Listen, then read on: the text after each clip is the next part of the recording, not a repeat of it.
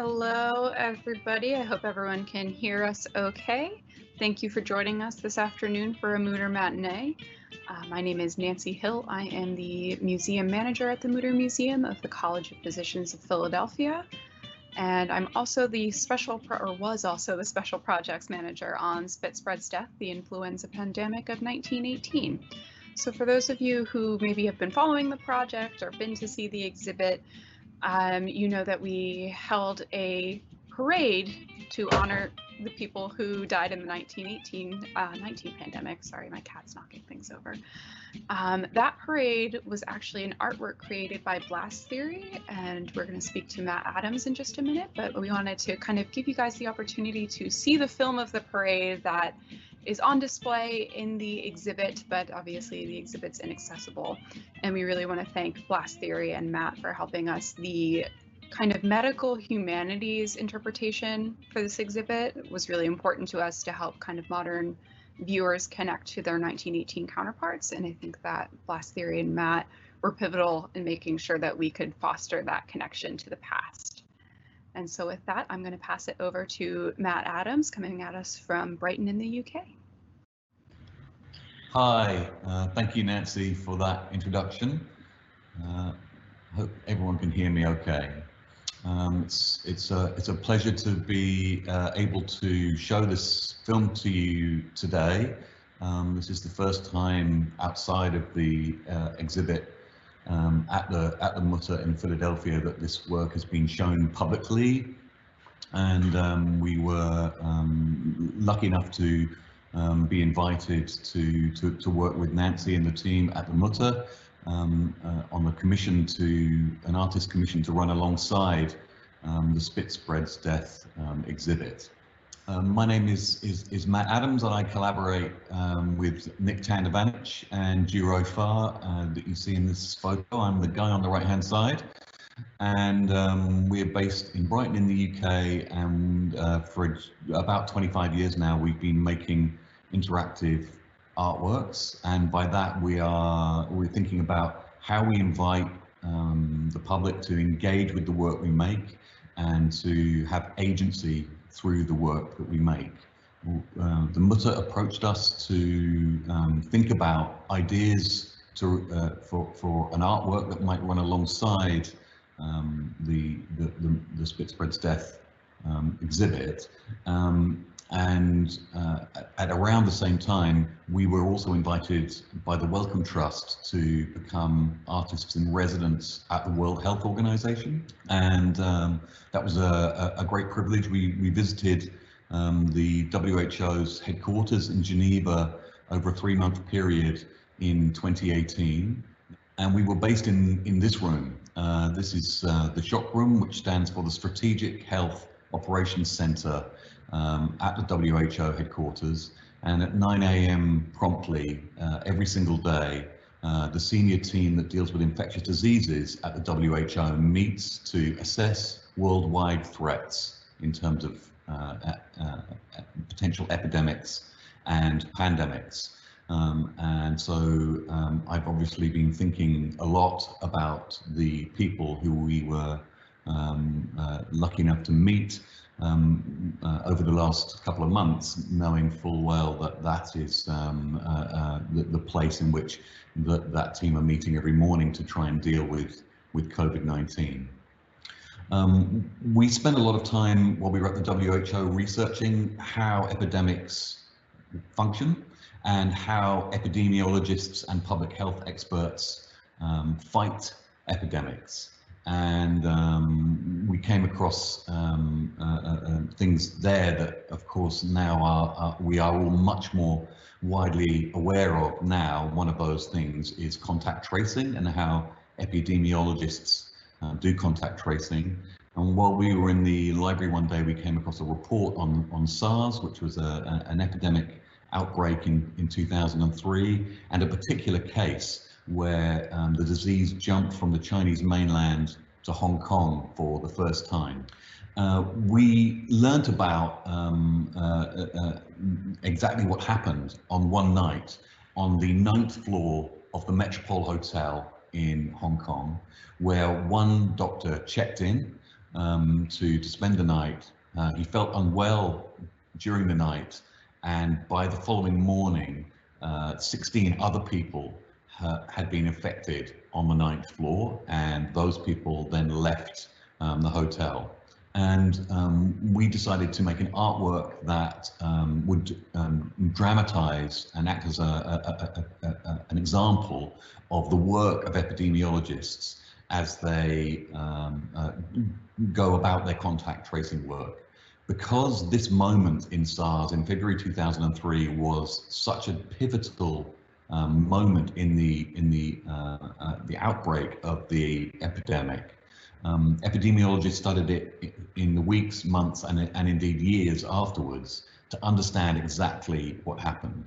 What you're looking at now is a milled aluminium model to exact scale of the 9th floor of the Metropole Hotel, with a series of LED lights in it, and that enables us to create an installation called a cluster of 17 cases, which was originally shown at the Museum of the City of New York and has subsequently been shown in Tai Kwun in Hong Kong, and will open as part of an exhibition on contagious diseases in Leiden in the Netherlands in July. And this is an installation version, an example of the installation version as it appeared in New York. And that gives you a better perspective of the model, and that enables you to see that each room is numbered, and you listen to an account of the events of the night of February 21st, 2003, and LED lights light up as you listen to give you a demonstration of what epidemiologists subsequently came to understand. But I'm mostly here to talk to you about our work in Philadelphia last year. There was a large and diverse team of people recruited by the Mutter to work on this project. A historical curator, a visual arts curator, and an epidemiologist. And as Ju and Nick and I from Blast Theory came to learn more about what happened in Philadelphia in 1918, 1919, where the city was incredibly badly hit, we learned about the events of the 28th of September 1918, when, against the advice of some public health officials, a public parade was held to raise money for World War I, and approximately 200,000 people came out onto Broad Street to watch the soldiers and sailors march up Broad Street towards City Hall. Within a few days, the death rate started to climb, and every hospital bed in Philadelphia was full. And ultimately, around 20,000 people in Philadelphia alone died of the flu pandemic in 1918. So we wanted to make a piece of work that would respond to that and engage with that. And we took the decision that we would hold a parade on the anniversary last year, on last 28th of September, on a similar route up Broad Street from Marconi Plaza up towards City Hall, finishing at City Hall, and invite people to come out and remember those who died. Because the epidemic was so virulent, so destructive, many people did not have funerals in 1918, and indeed many people were buried in mass graves. And so we took the decision that we would make use of the new data that Nick Bonneau, the epidemiologist working on the project, was gathering for us, which was to understand the names of everyone who died on the worst day of the epidemic. Around 800 people died on that worst day in October 1918. And the names that you see here and that you're going to see in the film in a moment are all the names of the people who died on just that one day in just Philadelphia. So it's an opportunity for us it felt like it was an opportunity for us to mark those people who had died, and at the same time acknowledge and thank public health workers for what they do for us today. We are much more aware now as a society than we were last September about the army of public health workers and what they do for us day by day, week by week, to keep infectious diseases at bay and to provide love, care and support to those of us who need it when the worst happens and infectious diseases get out of control. And in order to do that, we built a mobile app, which you see this lady holding up here in this photo, that enabled people who were coming on the parade to choose one person, and you could choose by their name or by their profession or by their address and what part of the city of Philadelphia they lived in. And once you had selected them, they became the person that you personally were going to honor, and no one else would have that person, you alone would. And so this is what you see here is each person who came on the parade took the name of someone. And what you're going to see in the film in a minute or two is each person taking a moment in the parade to stand and honor that individual. It was a very simple piece of choreography, and I think it will be clear to you from the film.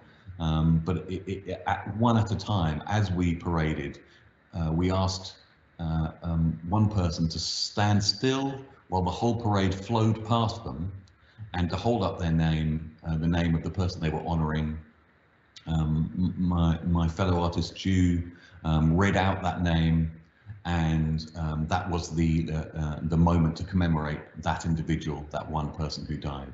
What makes that experience even richer from my point of view is that we were lucky enough to collaborate with The Crossing. For those of you who are not aware of The Crossing, they're a highly distinguished choir based in Philadelphia, and showing their work all over North America and indeed around the world. And we commissioned The Crossing and David Lang, the composer, to write and record a piece of music in which the names of each of these individuals were sung. And David Lang had a personal connection to the event in that he is named after a relative who died in 1918, and he wrote a very beautiful piece of additional music called Protect Yourself from Infection, where he took the advice from a government guide written in 1918 and set that to music. So do listen out for the wording that you will hear the choir singing. It has a peculiar new resonance for us, given the circumstances that we're all in now. And this is, a photo of one person who has stopped and is honouring Evelyn Heish. And as I say, this is something you will see in the film. All right, I hope that I've laid out enough context for you so that the film it's clear what the film is about and what you're seeing. The film is made to open the exhibition at the Mutter. So as you arrive into the Mütter Museum, the first thing you see and hear is the film. And for that reason, it sits within the context of an exhibit curated by Jane Boyd. That explains a lot about flu, infectious diseases, and what happened in 1918. Okay, and so yeah, without any further ado, we'll now go ahead and screen the film, and I'd be very happy to answer any questions or hear any comments that you might have after the film. So thanks very much. Protect yourself from infection.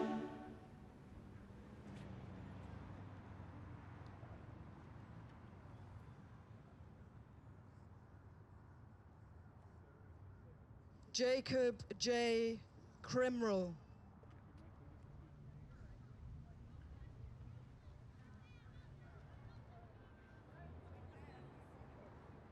Robert Pierce. Ruth Anna Barr. Martin Reynolds.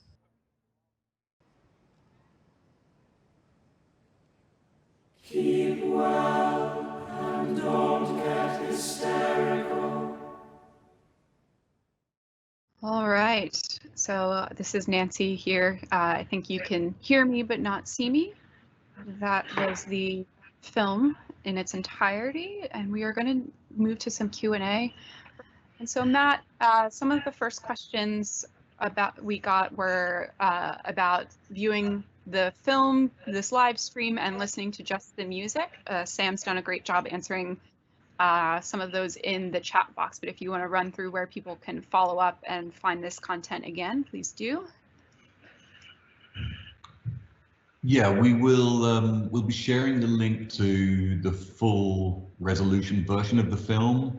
I'm not entirely sure how that link's going to be shared, but it will be publicly available online through the Mutter and through Blast Theory's channels for a number of days and weeks. So you know, I hope that your internet connections were able to handle that and give you a good sense of the experience, but inevitably it buffers a little bit and you lose some of the richness of the film.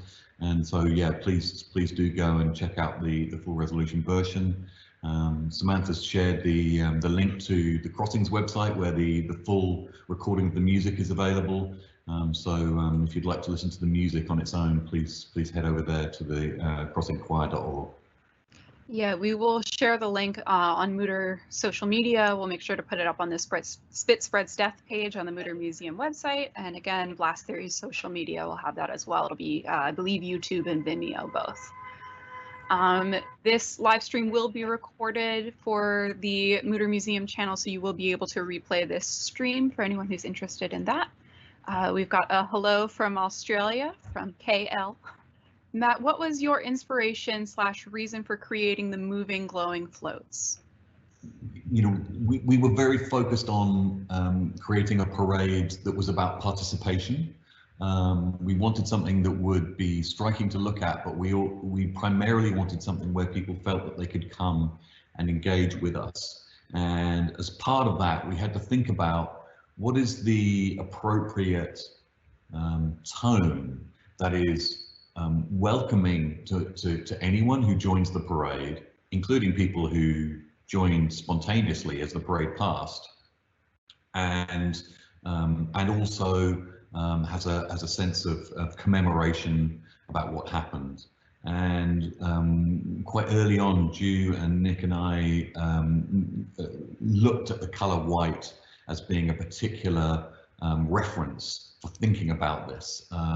We were struck by the fact that the 1918 pandemic is little remembered. It has been talked about, of course, a lot in the last few weeks and months. But for example, there is no form of commemoration anywhere in the USA of what happened. No fixed marker of what happened, which when you think that over 50 million people died around the world, that's striking. For what it's worth, there isn't one in the UK either.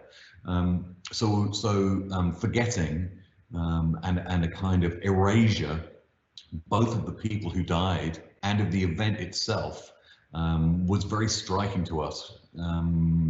It seems almost inconceivable that tens of millions of people could die, and then as a society we wouldn't remember that in a very striking way. When you think about the commemorations that exist around World War II and what happened there, it's really it's an amazing act of forgetting. So white and erasure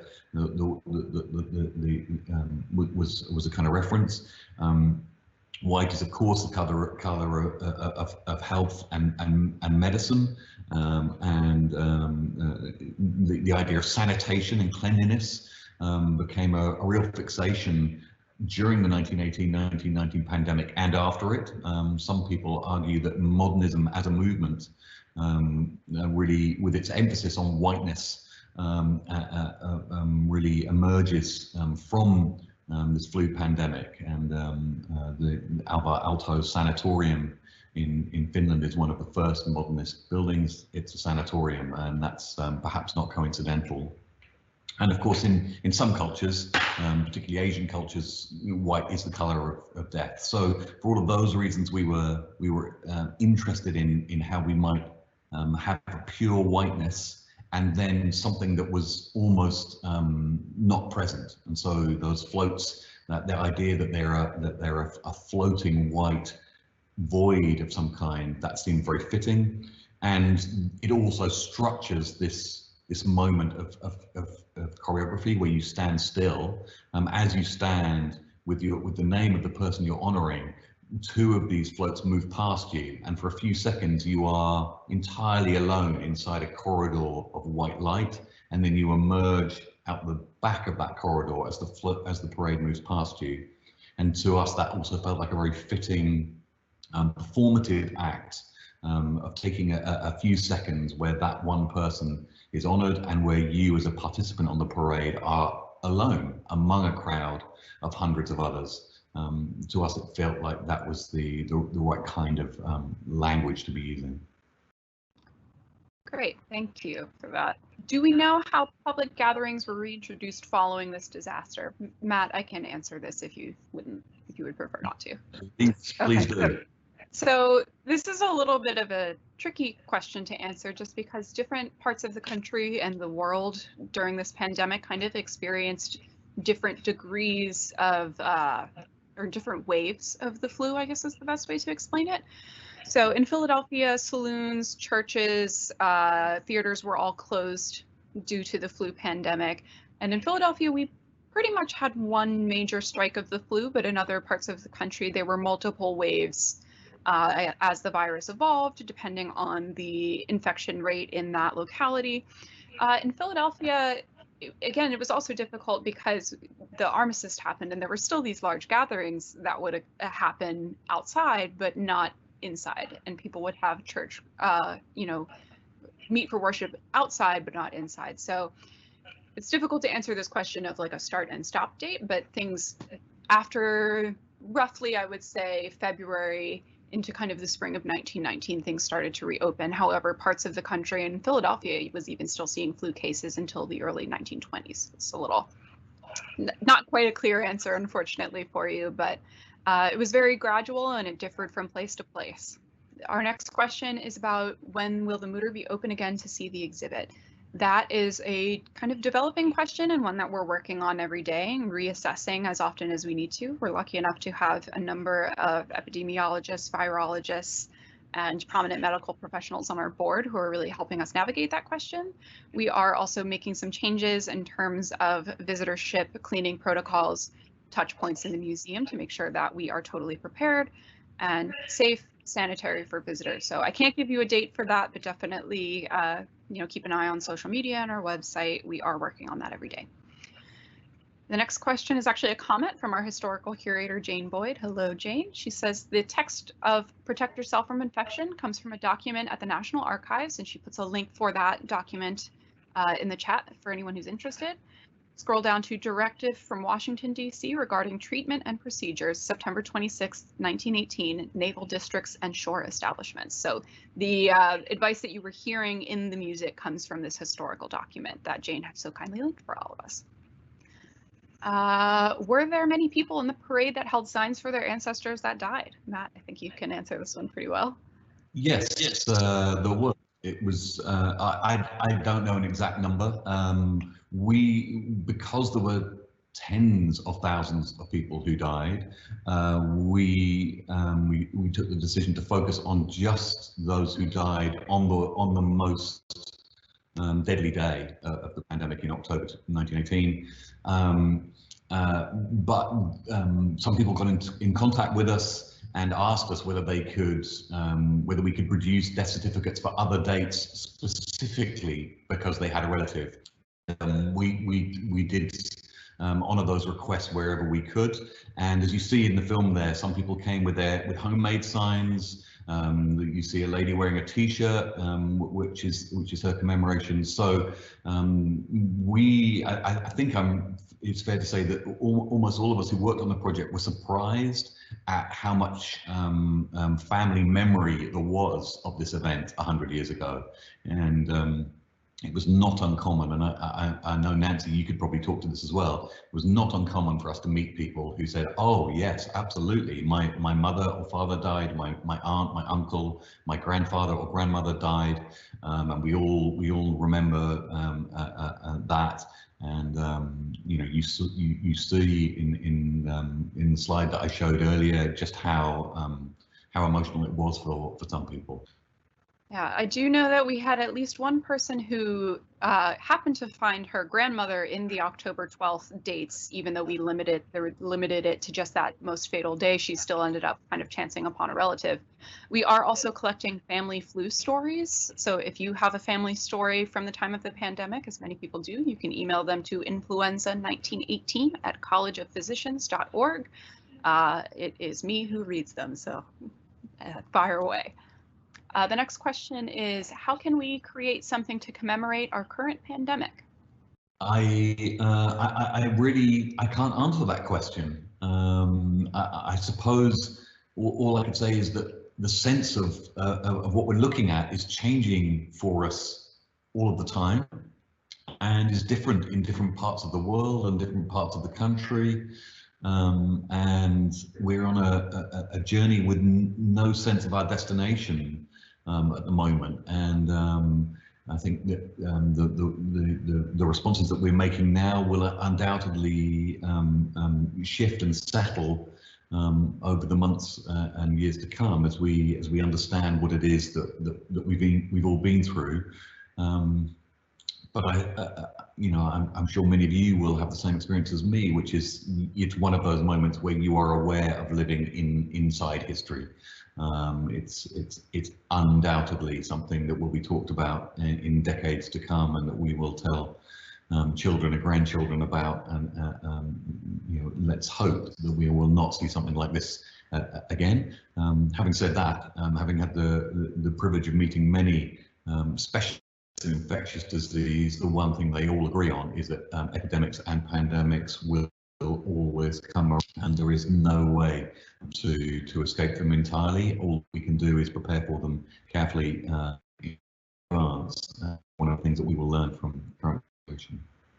All right, our next question is, what was Blast Theory's experience being embedded in Philly and working with local residents? Yeah, it's a great privilege to make a project like this, to be invited to come to a place. Is exciting and slightly daunting, because we come as outsiders, but we come also with a fresh perspective. And our experience of making this work was really informed by another project we made called The Thing I'll Be Doing for the Rest of My Life, a work that we made in Japan following the tsunami there almost a decade ago. And again, we were coming into a situation where many people had died just in a couple of years previously, and we were thinking about how to respond to that. I didn't know Philly well before coming, and was really overawed by the people in the city and the welcome that we had, and the many collaborators and partners who came and worked with us. It was a real range of people who gave very generously of their time to make a project like this. Dozens and dozens of volunteers worked in the run up to the parade. Yeah, it was a very humbling experience, and I think those of us who were there at the parade will never forget the atmosphere on that evening. It was very powerful. All right. Next question is, how would you categorize the general mood of the parade? We wanted something that was not entirely historical in its nature, and again, that explains the design of the floats and the music. We wanted something that was about today, and especially about public health workers. We reached out to every hospital in Philadelphia and to all the public health organizations and charities, non-profits who do so much amazing work, to invite them to come. You saw at the end of the film there that we had some stalls at City Hall where food jabs were being given and other organizations were representing themselves. And so I think the mood was respectful and calm. It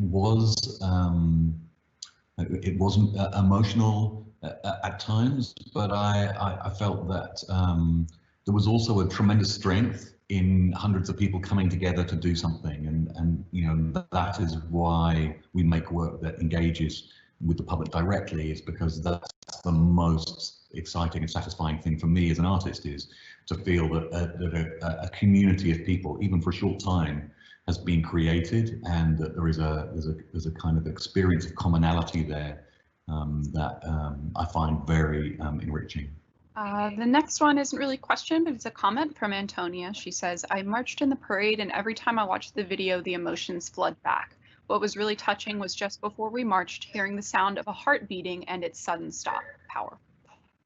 Thank you for that, Antonia. I feel the same way every time I see it. But next question is, how did you trace the death certificates for each person represented? Again, I can answer this if you would prefer not to, Matt. Sure. Yeah, go ahead. So for this project, this was kind of spearheaded by Nick Bonneau, who again was a historical epidemiologist who worked on the project. All of the death certificates from this time are available online from the Pennsylvania Department of Public Records, but there's scans available of them on Ancestry.com.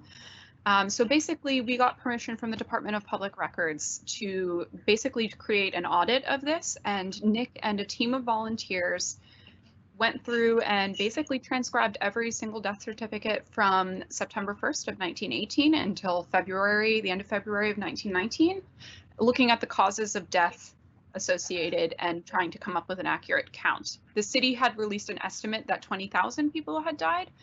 By the end of their death certificate audit, we had 17.5 thousand people who died in those 6 months from flu-related causes. But note that 17.5 is going to be kind of the bottom number, at least that many, because many of these deaths were likely not documented. If you are interested in looking for a death certificate, I know that Ancestry.com is doing a temporary, it's like a 2-week free trial. You can also email that influenza1918 at College of Physicians address, and I can help look for it with you if they were in Philadelphia County. So the next question, it was another kind of commented. It says, I like the idea of a balloon being released. Unfortunately, they eventually come down. We've got another comment. I was involved in many activities around this project as a community member, but had not seen the movie. I was really moved by the film and all the attention brought to light about the 1918 epidemic in Philadelphia. For what it's worth, kudos to the Mütter for bringing attention to this event. Thinking about 20,000 people dying in Philly set a precedent to how we are approaching the COVID-19 pandemic response.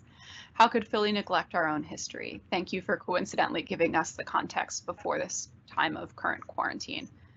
Matt, did you, I mean, I think we've been talking a lot about kind of having worked on this project, not knowing what was coming, 6 months after we opened, and, we appreciate that people responded to it and kind of took the content that we put out there seriously. And I honestly think that the practice of the parade put together by Matt and Blast Theory was a really great exercise for people to kind of manifest the reality of these types of pandemics. And Matt, I don't know if you have any kind of comments or response to that.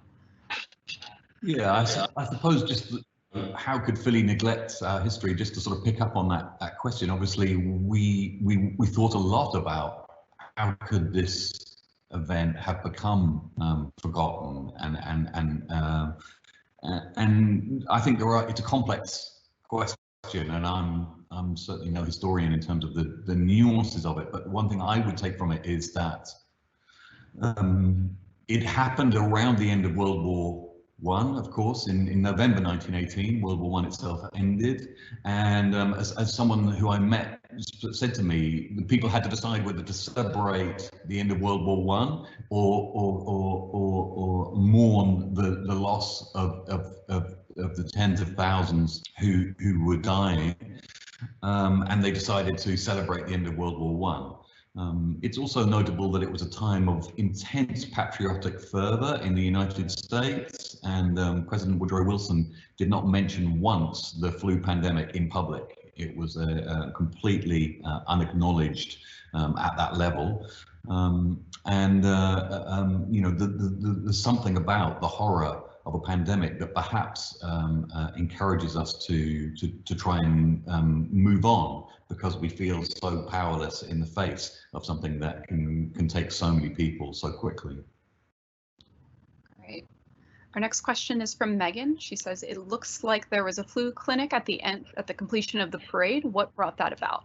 Yeah, I mentioned that we reached out to a lot of public health partners, and we invited a number of those to represent themselves at the close of the parade at City Hall, and we felt that it would be really strong link to be offering flu jabs, and obviously it's the right time of year for flu jabs. The Mutter do a tremendous amount of work in this regard, so it's not really something that the blast theory should initiated, but we did feel that we wanted to represent that. And you see briefly there the sort of words, each organization chose a word to represent the sort of values of what they do. And one of the things that we really wanted to bring across was about the kind of humble labor required in fighting infectious diseases. It is not a glamorous job. It is about diligence and dutifully performing things tens of thousands, hundreds of thousands, and millions of times year in, year out, in terms of vaccinations, in terms of infection control at all levels. It's at least gratifying, I think, to me, that certainly here in the UK, the sense of gratitude that we all have to public health workers is very prominent. And here every Thursday night at 8 p.m. Many millions of people come out onto their doorstep and applaud the National Health Service and the carers who are looking after us, and that feels like that's an entirely fitting tribute to the people who are working. Yeah, we did also do a health fair in Mifflin Square Park in South Philadelphia last fall as part of kind of gearing up for the exhibit. That area of Philadelphia being one that was heavily impacted by the 1918 pandemic and faces a number of public health obstacles today. So last fall, I believe we had 3 different public vaccination events. Rite Aid furnishes the vaccines as well as the personnel to safely administer them. And this is sponsored on behalf of the College of Physicians of Philadelphia. We vaccinated 151 people across all of those events last fall. We hope to continue offering free flu vaccines every year that the exhibit is up. And so keep an eye out for that this coming fall. If you are in need of a vaccine, hopefully we can provide you one. The next question is there an archive of deaths in Philadelphia? I had 3 family members die in this pandemic, 2 adults and an infant. The archive, so we created the archive. It is not yet online just because we are working on a website that will host all of that stuff. In the meantime, if you're interested in that information, again, you can email the names of the individuals and any additional information you have about them to that influenza1918@collegeofphysicians.org address, and we'll help you out. Tony asks, who were the participants in the parade and how were they recruited?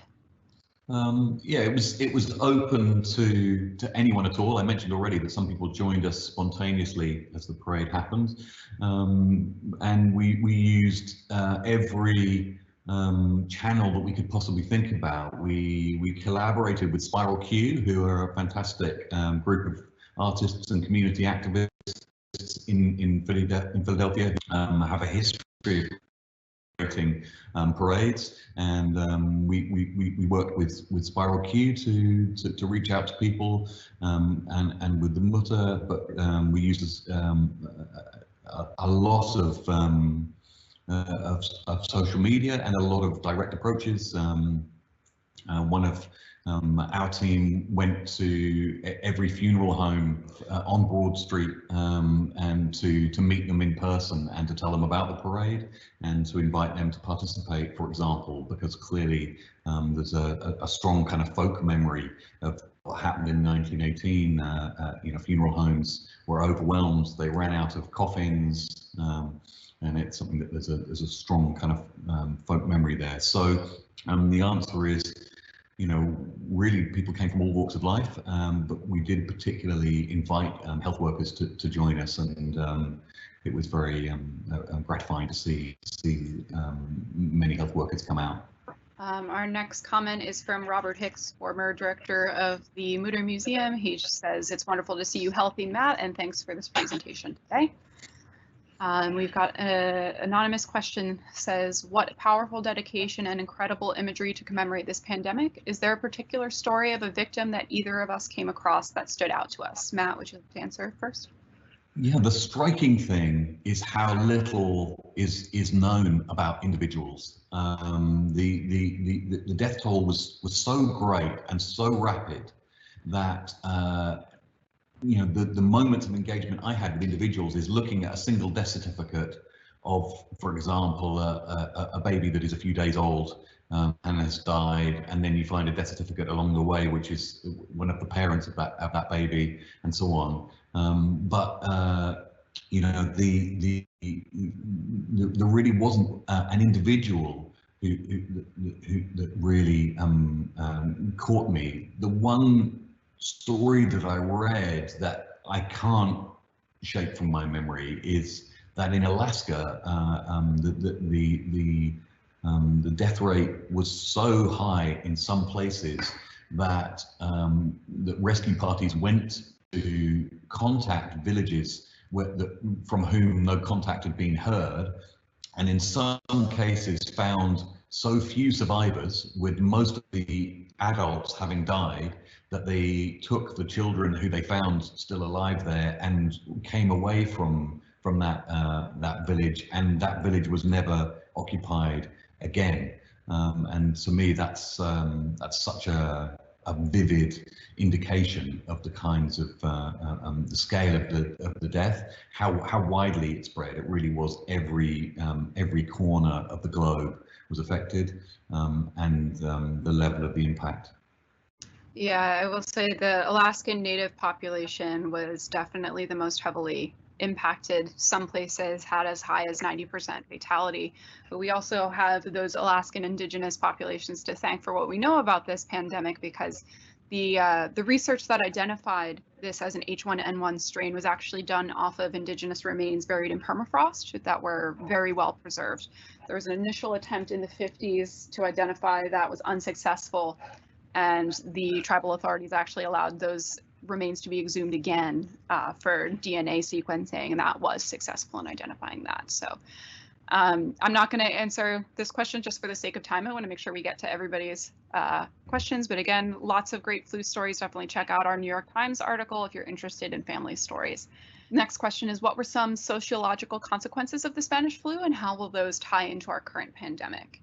It's difficult to kind of measure the sociological consequences of this pandemic, just because, again, World War I was going on at the same time and was very much kind of intertwined with this experience.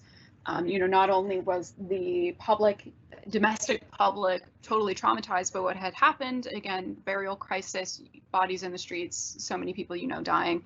But we also had this generation of young men who, if they were coming back, were coming back for some of the most horrendous warfare that the world had ever seen. Again, this is the debut of gas warfare.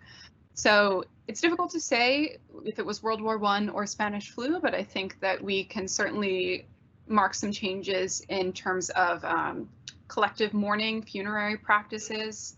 We can also think about, there's been some kind of research and assertions that the Spanish flu pandemic may have contributed to Indian independence, because Britain was so compromised by not only the war effort, but also the Spanish flu, that maintaining colonial control, their resources were so depleted that they couldn't maintain that, and ultimately that contributed.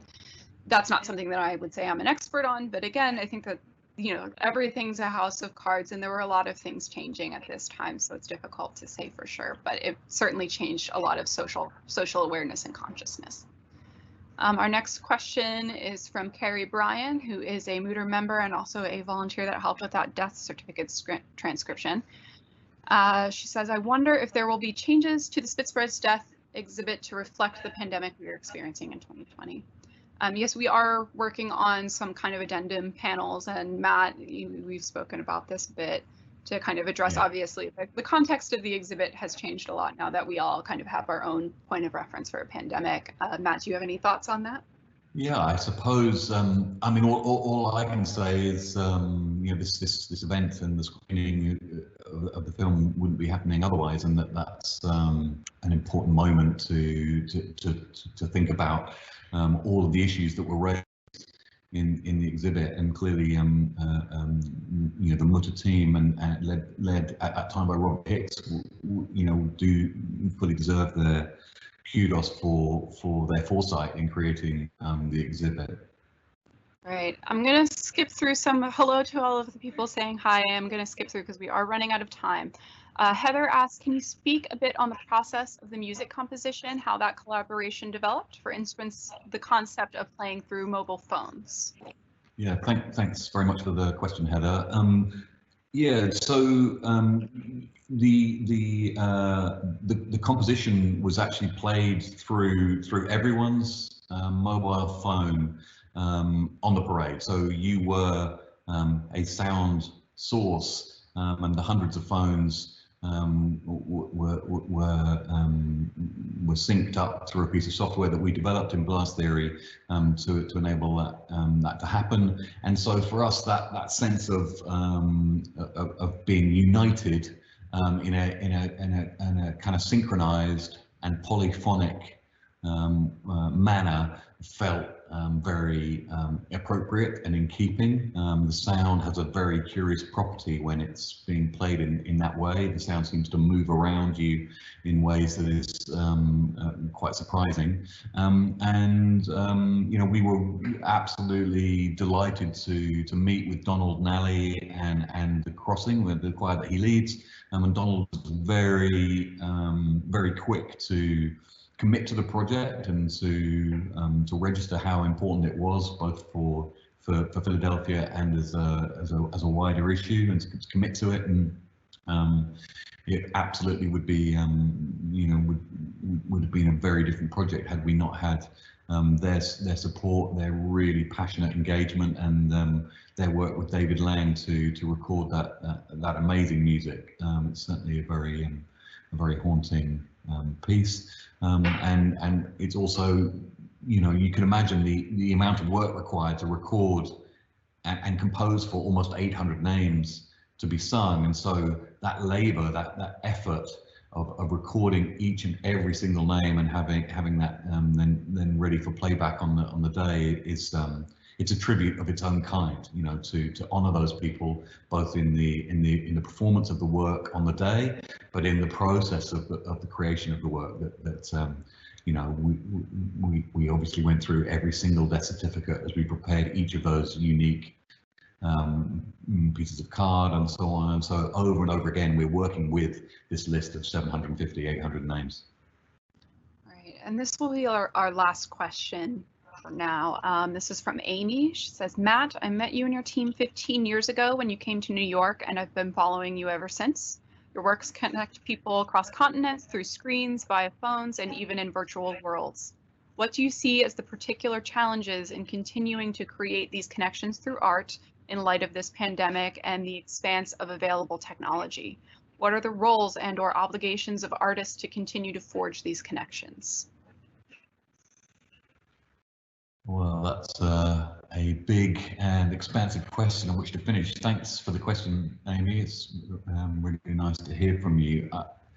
I suppose, what happens at a moment like this is that society is slightly loosened, and things that seem obvious and common sense 2 months or 3 months ago suddenly seem are seen through fresh eyes, and we ask ourselves new questions about what we owe to each other and what society stands for, what we believe in, what's important to us. And I'm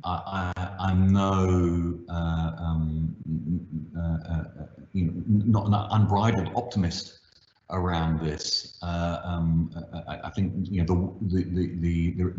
the struggle to shape the narrative about what exactly is going on here and what needs to change as a result is underway, and forces of the status quo are already formulating their arguments for why this doesn't mean fundamental change in society. But from my point of view, I see my obligation as an artist to continue to try and reflect and engender the connections between people, and to kind of try and create a language where we can come together in fresh ways and to think about these things in new ways, and based on that go forwards to create a better society. And you know, I believe absolutely that is possible, and I believe it was a real opportunity from this pandemic for great good to come, notwithstanding the terrible loss that we're currently experiencing at the moment. So yeah, I really hope that as artists we can contribute to that process. Great. Matt, thank you so much for being here today and answering all these questions. Thank you to everybody who's watching. We see and appreciate all your lovely comments. We hope everybody is staying safe and healthy inside. If for more information on this project, definitely follow Blast Theory and Matt online, social media, Blast Theory's website, which is blasttheory.co.uk. You can also keep in touch with us at the Mütter Museum on social media, as well as online, and keep an eye out for more virtual events. Thank you all for joining us, and hopefully we will see you again soon.